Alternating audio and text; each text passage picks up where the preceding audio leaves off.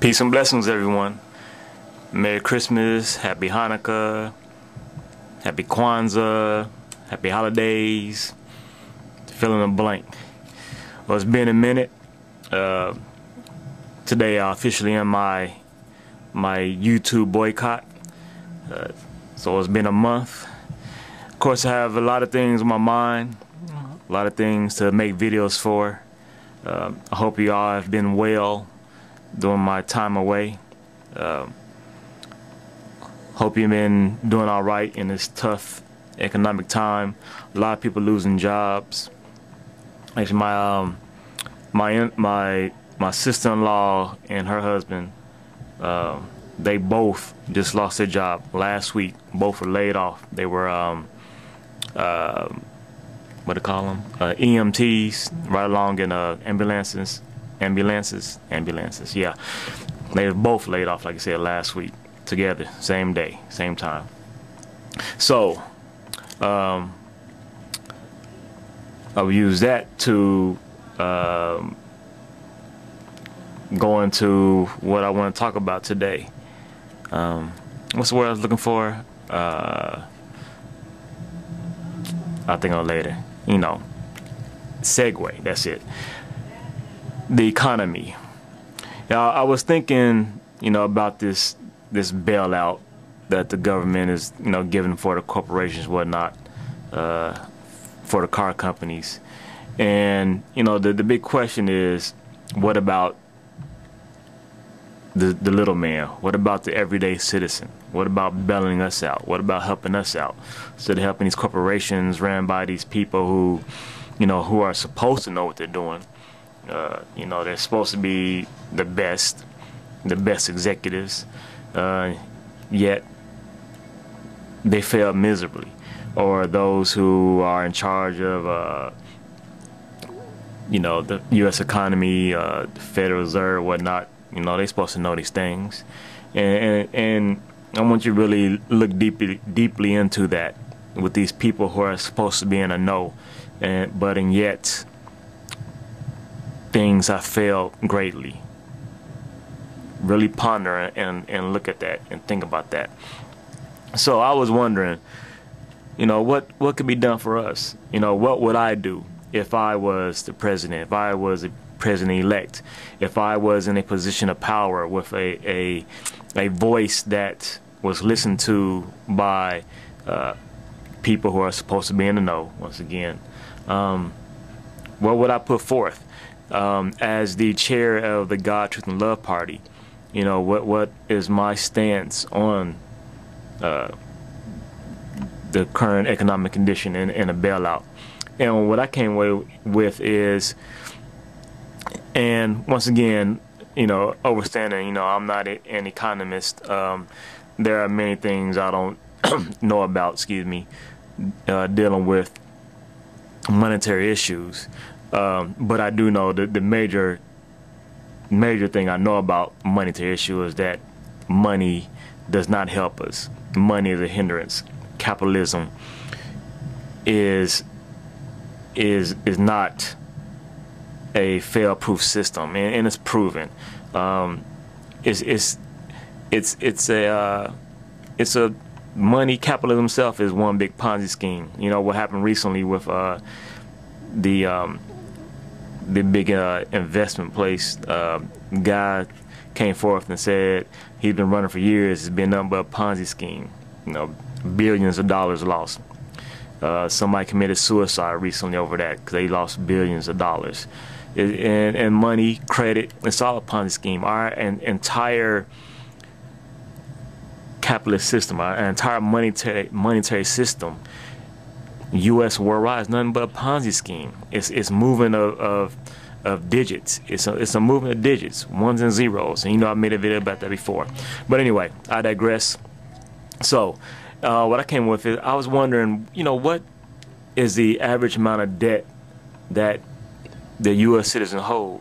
And initially, what I kept finding is that the only numbers I could find is the amount of debt as it relates to the national debt.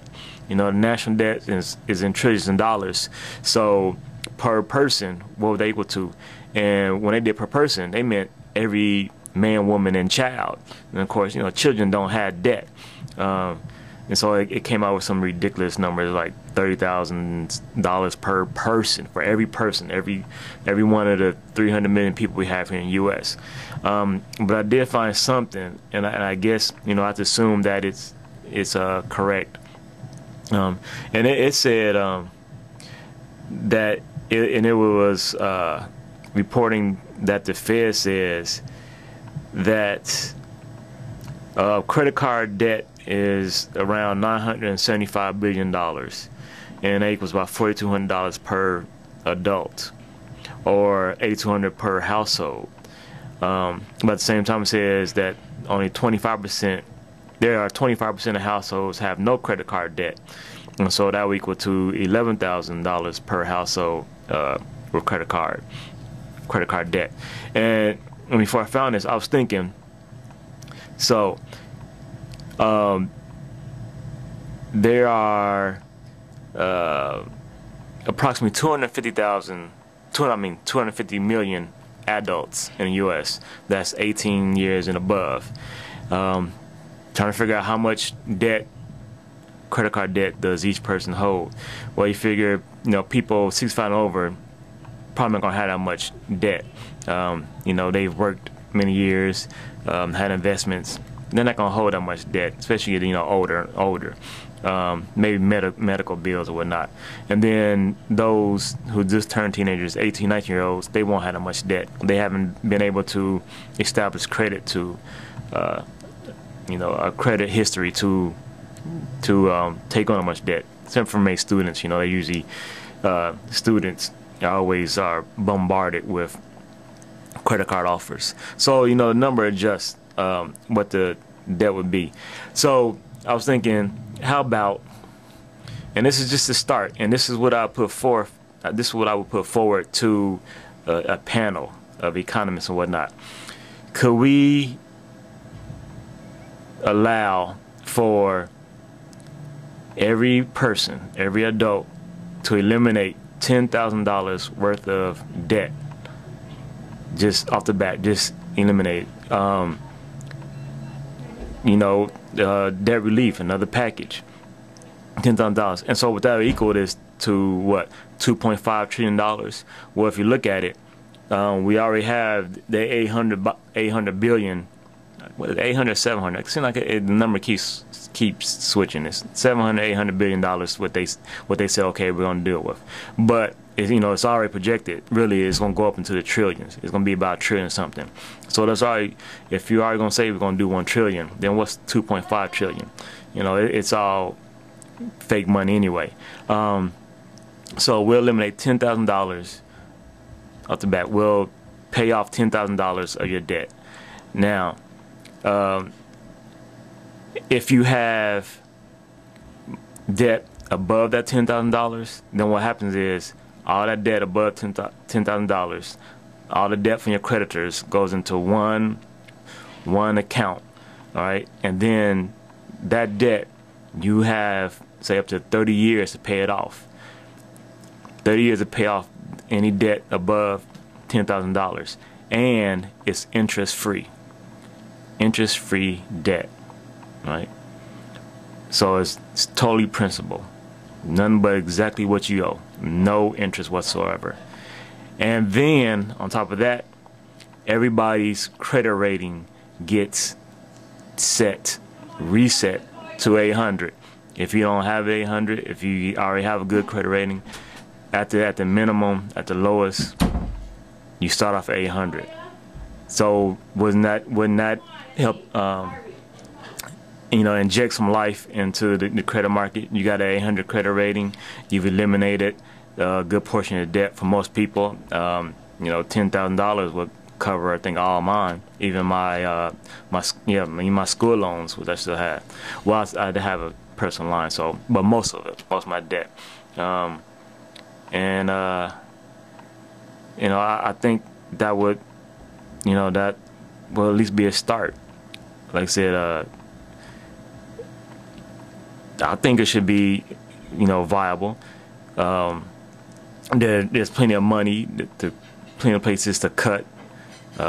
We There's so many areas where money is being wasted, government money, still paying, $2,000 for a screwdriver, still stuff like that is going on.